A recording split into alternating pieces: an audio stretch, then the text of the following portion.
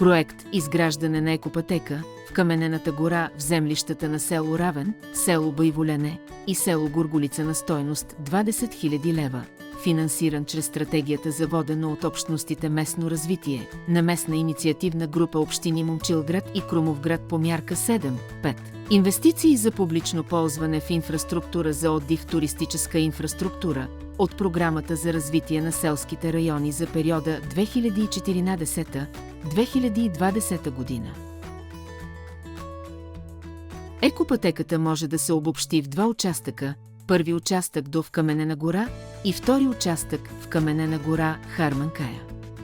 Маршрутът на туристическата екопътека започва от съществуваща горска беседка и продължава в посока североизток към природна забележителност в Каменена гора.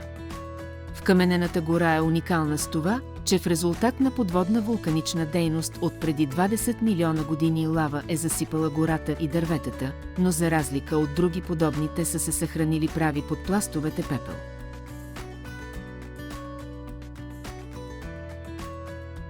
След обиколката на Харманкая с неговите интересни пещери, останки от мегалитен комплекс и интересни скални образования, маршрутът продължава по съществуваща горска пътека и стига до чешма, която е покрай асфалтовия път, водещ до село Байволяне. При изграждането на екопътеката са поставени дървени указателни и информационни табели, дървени парапети, атрактивна дървена рамка за снимки с гледка към Харманкая, дървени мостове с парапети, атрактивни дървени къщички за птици, дървени пейки и кошчета.